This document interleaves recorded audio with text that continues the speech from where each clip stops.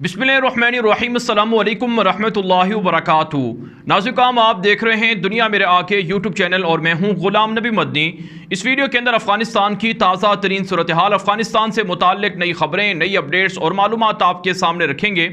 नाज़िकाम, अफ़गान तालिबान के सीनियर कायदीन काबुल के अंदर मौजूद हैं और काबुल के अंदर जो काबुल हुकूमत के अहदेदारान थे और दीगर पॉलिटिकल पार्टियों के सरबराहान थे, ज़िम्मेदारान थे, सियासतदान हैं या दीगर बड़े अहदेदार हैं, उनसे मुलाकातें कर रहे हैं।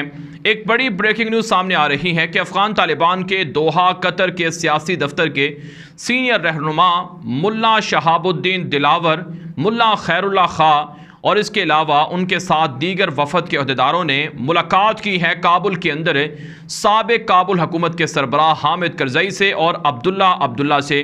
जी हाँ नाज़िकाम, तस्वीर सामने आ रही हैं कि अफ़गानिस्तान के कैपिटल के अंदर, दारुल हुकूमत के अंदर, काबुल के अंदर अफ़गान तालिबान नई इस्लामी हुकूमत की तश्कील के लिए मुशावरत कर रहे हैं, एतमाद हासिल कर रहे हैं, जोड़ तोड़ कर रहे हैं और अफ़गान तालिबान तमाम माजी के हुक्मरानों को, सियासतदानों को तहफ़्फ़ुज़ का यकीन दिला रहे हैं कि हमारी तरफ से आपके साथ किसी भी तरह का कोई ऐसा सलूक नहीं होगा जिससे आपको एतराज़ हो।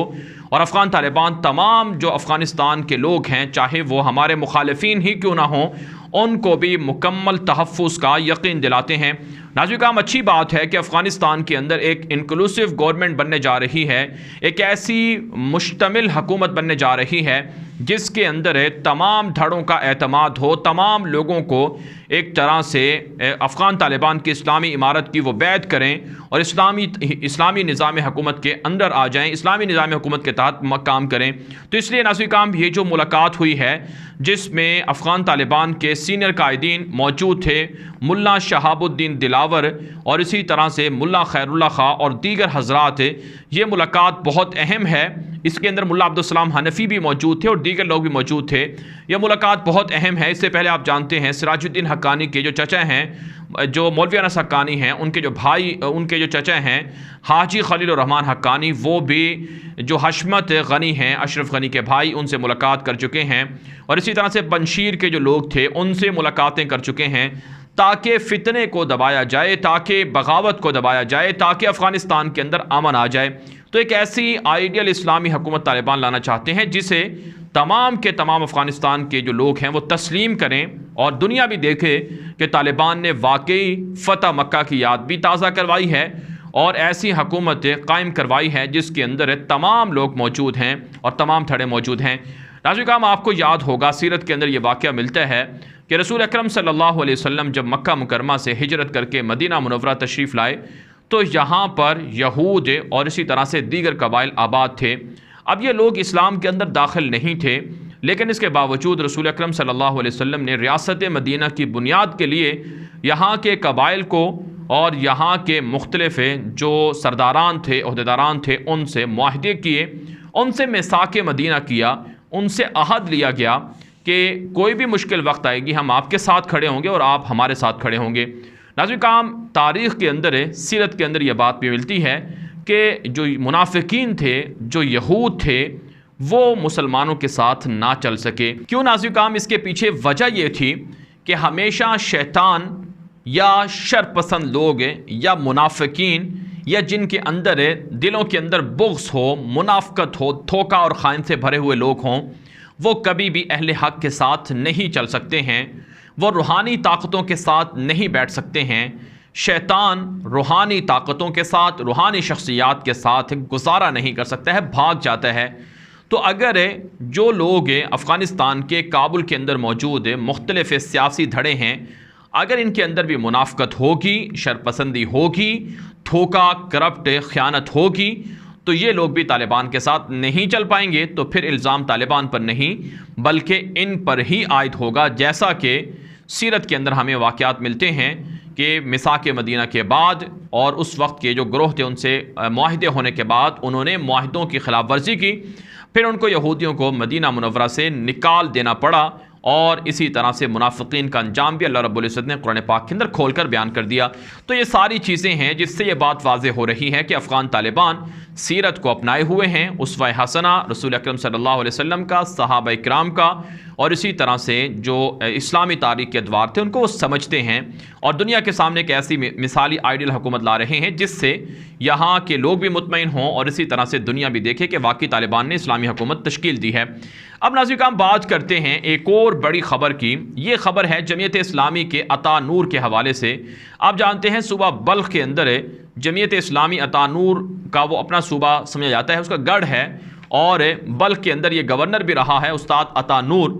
ये 13 अगस्त को तालिबान के हमले के खौफ से जनरल दोस्तम के साथ बल्ख से भाग निकला था मज़ार शरीफ से और इसने तालिबान के ख़िलाफ़ लड़ाई का ऐलान किया था। और अब इतलात ये हैं कि ये उज़्बेकिस्तान या तुर्कमानिस्तान के अंदर मौजूद है, छुपा हुआ है।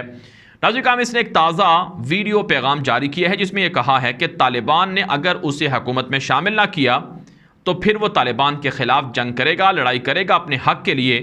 और इसने साथ साथ इस वीडियो के अंदर अशरफ गनी को गद्दार और करप्ट भी करार दिया है और कहा है कि अशरफ गनी की हुकूमत ने बल्ख के लिए कुछ काम नहीं किया है और आखिरी लम्हात में जंग के अंदर मुझे भी धोखा दिया और मुझे कत्ल करवाने की कोशिश की। यहाँ तक कि नाज़रीन अता नूर ने यह भी कहा है कि अमरीका भी पूरे के पूरे अफ़गानिस्तान के अंदर खून खराबे का ज़िम्मेदार था और अमरीका की बदमाशी की वजह से अफ़गानिस्तान के अंदर अमन कायम नहीं हो सका है। नाज़रीन अता नूर की इस धमकी पर अफ़गान तालिबान के ज़राए ने कहा है कि जो गद्दार हैं उनको किसी भी तरह की पनाह नहीं मिलेगी और अगर ये लोग माफ़ी मांग लें और अपना किबला दुरुस्त कर लें तो फिर इनके साथ ताउन हो सकता है। नाज़रीन ख़बरें हैं कि जनरल दोस्तम भी उज़्बेकिस्तान के अंदर भागा हुआ है और उसको शायद तुर्की ने भी पनाह नहीं दी है। जनरल दोस्तम का ताहाल कोई बयान सामने नहीं आया है, वो मफरूर है और एक ऐसा शख्स है जिसे अफ़गान तालिबान किसी सूरत माफ़ नहीं करेंगे। और अफ़गान तालिबान के जो मुजाहिदीन हैं, जो सहाफ़ी हैं, वो भी यही कहते हैं कि गद्दारों को सज़ा मिलनी चाहिए, उन्हें किसी भी तरह की माफ़ी नहीं मिलनी चाहिए। ताहम अता नूर अगर तालिबान के सामने सरेंडर कर जाता है तो तालिबान उसको किसी न किसी अंदाज में कबूल कर सकते हैं। अब नाज़रीन हम बात करते हैं एक और बड़ी ख़बर की। यह ख़बर सुबह खोज से सामने आ रही है। मौलवी मोहम्मद नबी उमरी ये अफ़गान तालिबान के कमांडर रहे हैं, अफ़गान तालिबान के सीनियर रहनुमा हैं। इनका बेटा चंद दिन पहले एक मार्के के अंदर शहीद भी हुआ है, जवां साल बेटा था इनका। और इसी तरह से ये गवांता नामों के अंदर भी 13 साल कैद रहे हैं।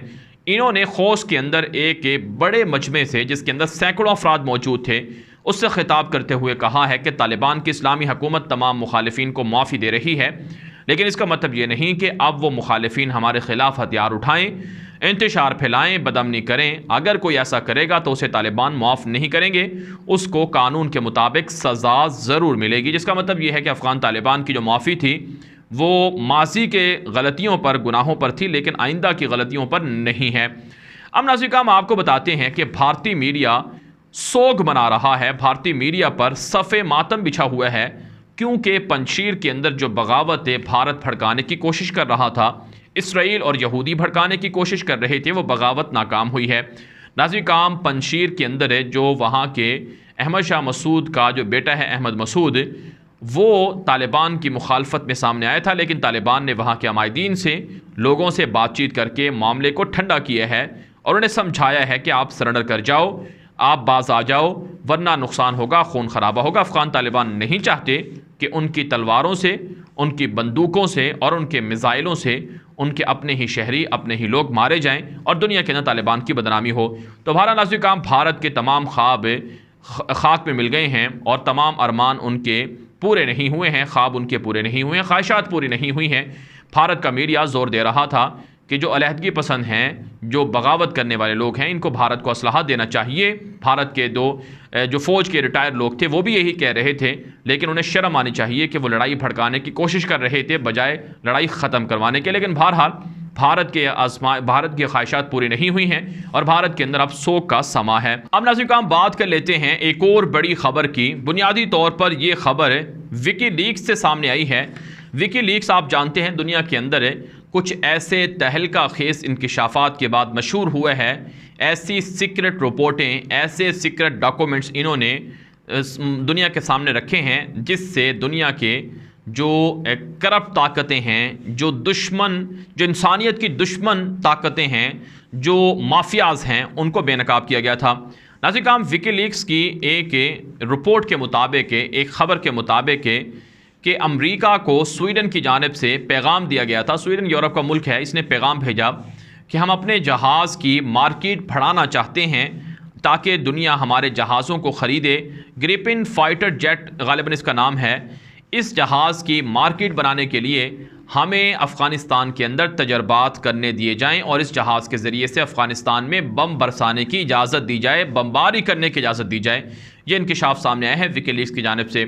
नाज़रीन, ये कोई अनोखा इंकिशाफ नहीं है कि अफ़गानिस्तान के अंदर लोगों ने अपने जहाज़ों को आज़माने के लिए, तजर्बे के लिए बतौर यहाँ तजर्बागाह के इस्तेमाल किया और लोगों पर बम बरसाए। यहाँ तक कि नाज़रीन, ख़तरनाक केमिकल वेपन्स के तजर्बात भी अमेरिका ने, नेटो ने अफ़गानिस्तान के निहत्ते शहरियों पर बम बरसा कर किए हैं।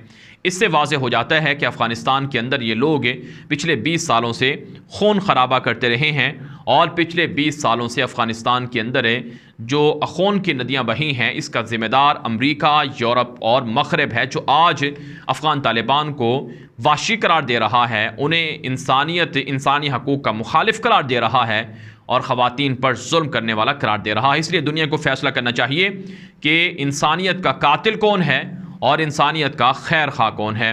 भाला नाज़रीन, इस वीडियो के हवाले से जो आपकी राय हो कमेंट के ज़रिए से ज़रूर पहुँचाएँ।